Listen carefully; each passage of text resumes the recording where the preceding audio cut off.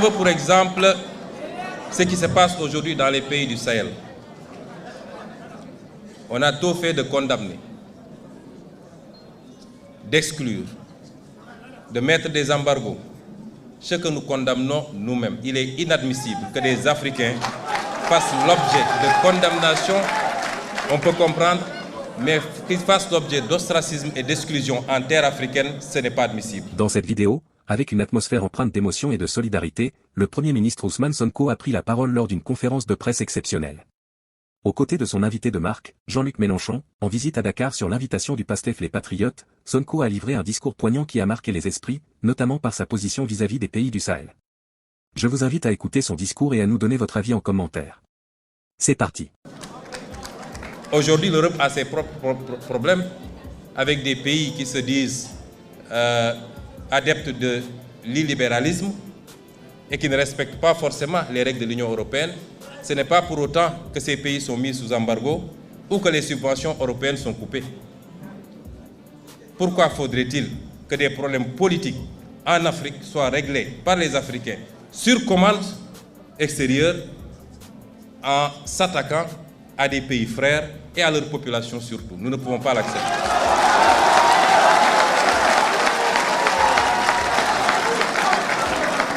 Et c'est pourquoi nous ne lâcherons pas nos frères du Sahel. Et nous ferons tout ce qu'il faut pour raffermir les liens et leur apporter notre solidarité.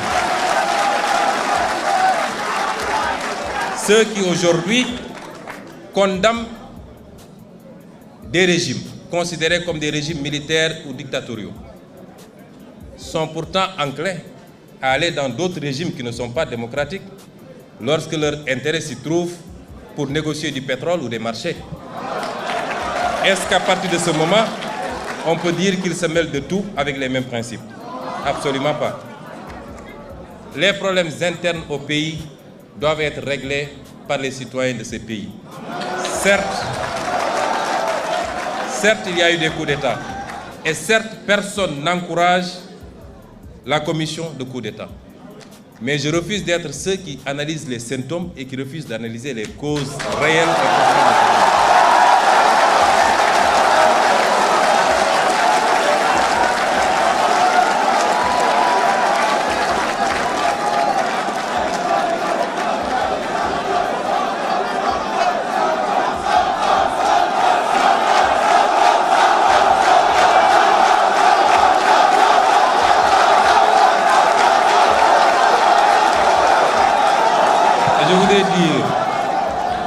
Je voudrais dire, Monsieur le Président Mélenchon, que c'est ces tergiversations, cette ambivalence dans les prises de position qui ont fini par discréditer une bonne partie de l'Occident, et en l'occurrence ici, l'Europe et la France, au regard de tous ces peuples africains qui aujourd'hui vont aux mêmes écoles, suivent de la même manière l'actualité mondiale et sont aussi éveillés que tout autre peuple du monde.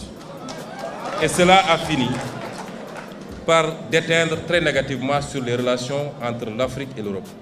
Il nous faut refonder ces relations parce que nous sommes tenus d'être ensemble et de travailler ensemble. Qu'avons-nous proposé jusqu'à présent, nous, Africains? Bien sûr, j'ai toujours dit que je n'impute pas tous les maux qui nous gangrènent à des responsabilités extérieures. Les détournements de deniers publics ne sont pas de la responsabilité étrangère, c'est l'irresponsabilité et la boulimie de nos ennemis.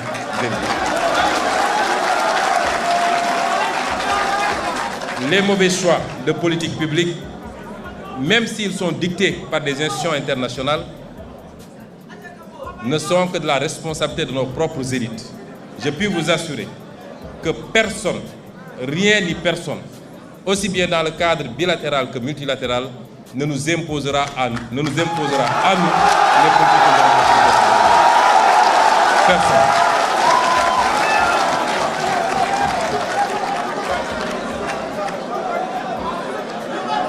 Et donc, nous allons développer ici quelques axes qui nous paraissent importants, des propositions, des offres sur ce qui doit pouvoir relancer cette coopération sur de meilleurs termes qu'elle ne l'est actuellement.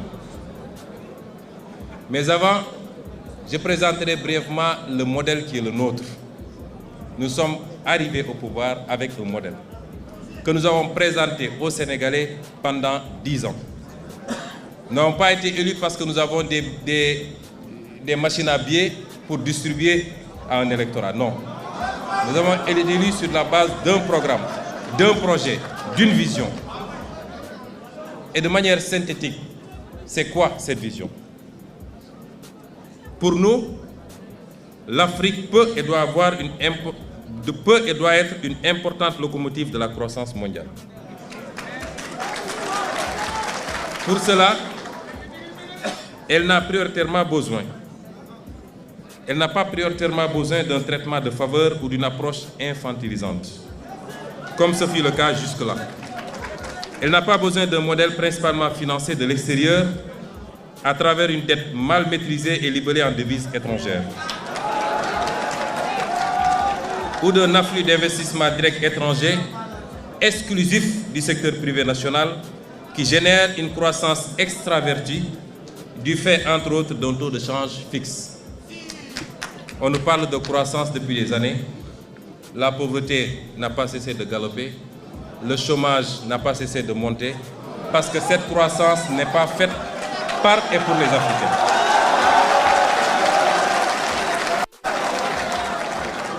Tel est le schéma auquel est soumis le continent africain. Et le Sénégal en particulier, par le libéralisme ambiant qui les a réduits à un statut de marginaux dans leur propre continent. Les conséquences sont sans appel. Comme je l'ai dit tout à l'heure, extrême pauvreté, chômage, déstabilisation, crise politique et émigration clandestine.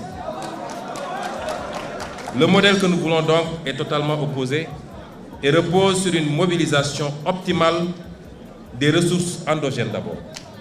Leur utilisation efficace, efficiente et transparente dans un état de droit et un environnement de liberté économique qui soit propice au secteur privé, national d'abord, africain ensuite, international enfin.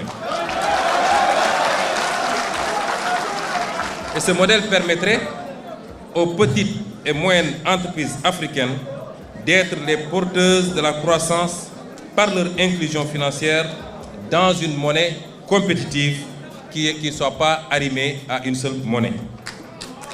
Dans ce modèle donc, l'Afrique doit être sa propre locomotive. Et le reste du monde en bénéficiera nécessairement, y compris en apportant des compléments de ressources financières, technologiques et en offrant leur marché. Dans cette perspective, la France, l'Europe doivent et peuvent rester des partenaires principaux, voire privilégiés, du Sénégal et de l'Afrique. Il y a des atouts dans la relation entre les deux continents et entre votre pays et le nôtre. Ces atouts sont indéniables.